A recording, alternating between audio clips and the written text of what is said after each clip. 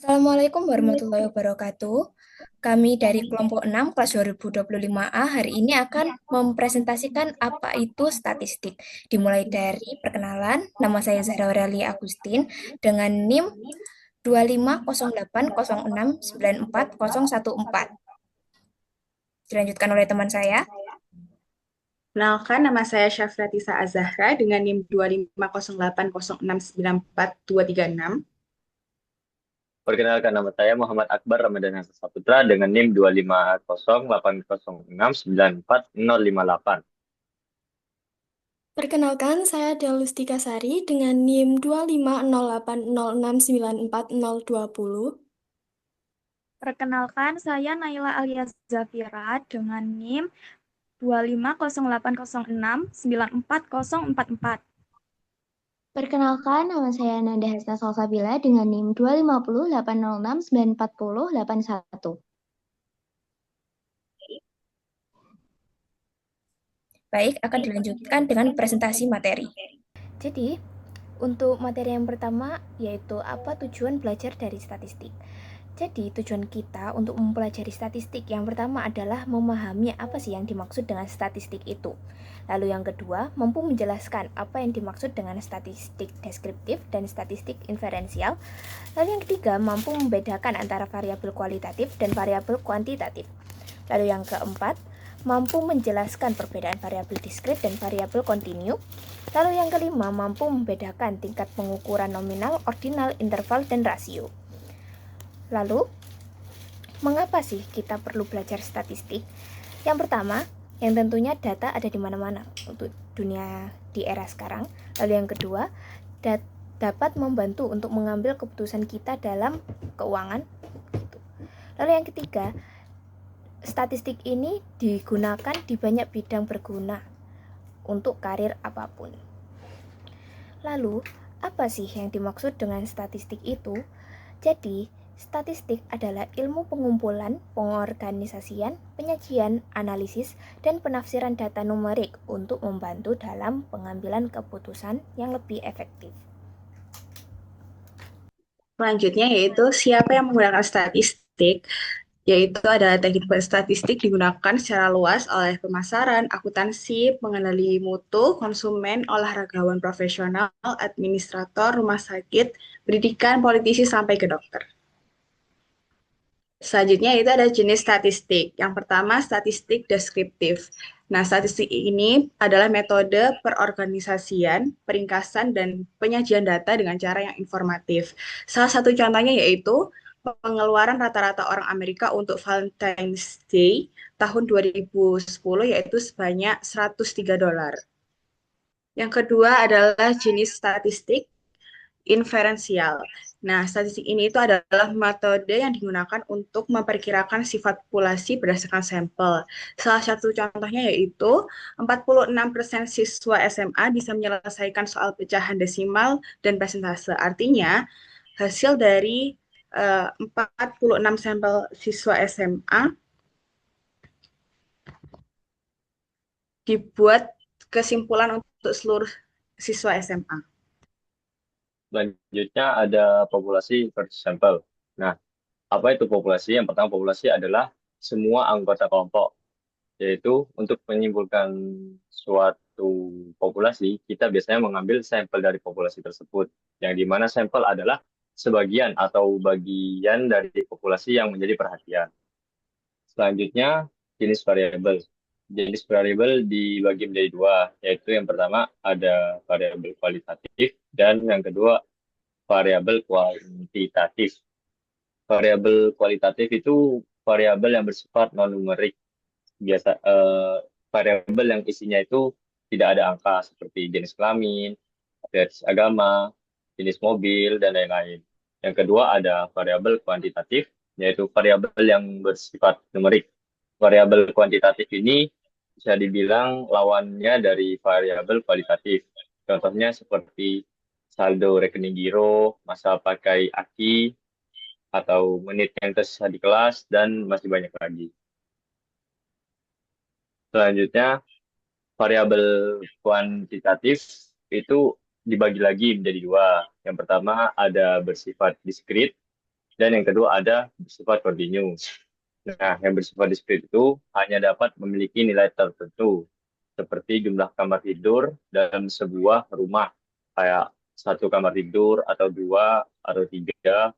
Dan selanjutnya yang kedua ada bersifat kontinu, yang dimana memiliki nilai apapun dalam rentang tertentu, seperti tekanan udara ban, terus berat kiriman tomat, berat badan seorang siswa, dan lain-lain.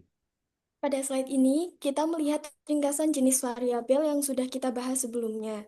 Secara umum, jenis variabel dibagi menjadi dua kategori utama, yaitu variabel kualitatif dan kuantitatif. Variabel kualitatif menggambarkan kualitas atau sifat dari objek yang diamati, seperti merek PC, status perkawinan, dan warna rambut. Kemudian ada variabel kuantitatif yang berhubungan dengan angka yang bisa diukur. Variabel ini dibagi lagi menjadi dua jenis, yaitu diskrit dan kontinu. Variabel diskrit adalah variabel yang hanya bisa mengambil nilai tertentu, seperti jumlah anak dalam keluarga atau jumlah perangkat TV yang dimiliki. Untuk variabel kontinu, yaitu variabel yang bisa memiliki nilai dalam rentang tertentu, seperti berat badan siswa atau curah hujan tahunan. Peta konsep ini membantu kita mengingat pembagian variabel secara lebih sederhana dan jelas. Selanjutnya, kita akan membahas tentang tingkat pengukuran nominal. Di tingkat nominal ini, data hanya dapat diklasifikasikan ke dalam kategori dan tidak dapat disusun dalam urutan tertentu. Contoh data nominal yang bisa kita temui dalam kehidupan sehari-hari misalnya adalah warna mata, jenis kelamin, merek mobil, dan keinginan pekerjaan seperti gambar di samping. Dalam survei keinginan pekerja seperti gambar di samping, hasilnya menunjukkan bahwa 42% pekerja memilih uang lebih banyak, 20% memiliki layanan kesehatan yang lebih baik, 12% memiliki pensiun yang lebih baik, dan 10% memilih keseimbangan kerja keluarga. Lalu selanjutnya ada data tingkat ordinal. Tingkat data yang lebih tinggi berikutnya merupakan data ordinal.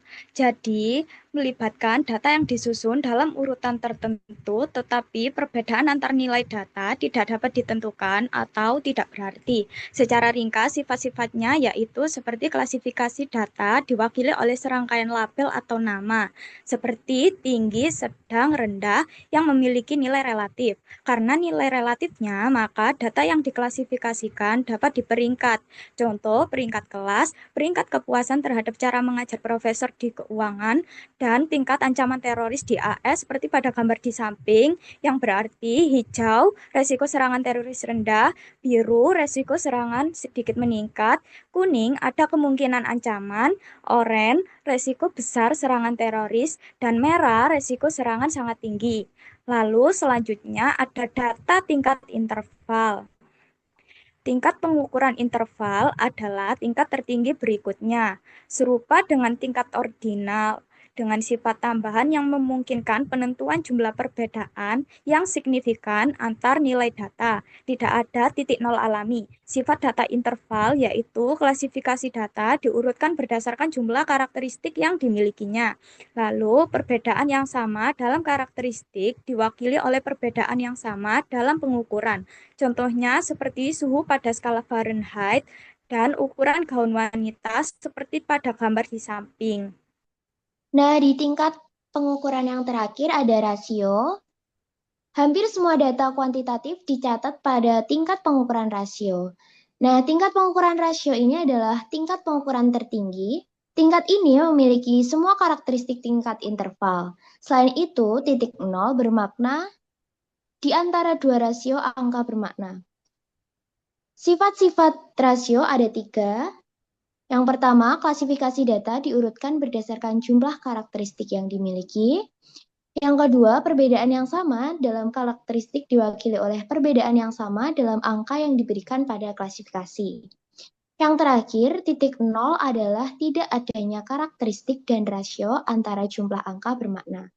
Nah, contoh pengukuran di tingkat rasio ini ada jarak yang ditempuh oleh perwakilan produsen per bulan, dan pendapatan ayah dan anak seperti pada gambar di samping. Nah, untuk ringkasan pengukuran, ada tingkat pengukuran yang pertama yaitu nominal. Data hanya dapat diklasifikasikan, seperti contohnya nomor punggung pemain sepak bola dan merek mobil. Tingkat pengukuran yang kedua ada ordinal, data yang diberi peringkat seperti nomor punggung pemain sepak bola dan merek mobil. Dan untuk tingkat pengukuran yang ketiga ada interval. Interval yaitu perbedaan yang berarti antar nilai seperti suhu dan ukuran baju. Dan yang terakhir ada rasio, tingkat 0 poin yang bermakna dan rasio antar nilai. Seperti jumlah pasien yang terlihat, jumlah panggilan penjualan yang dilakukan, dan jarak antar kelas. Baik, sekian pemaparan materi tentang statistik dari kelompok kami. Jika ada salah kata atau kurangnya, kami mohon maaf. Wassalamualaikum warahmatullahi wabarakatuh.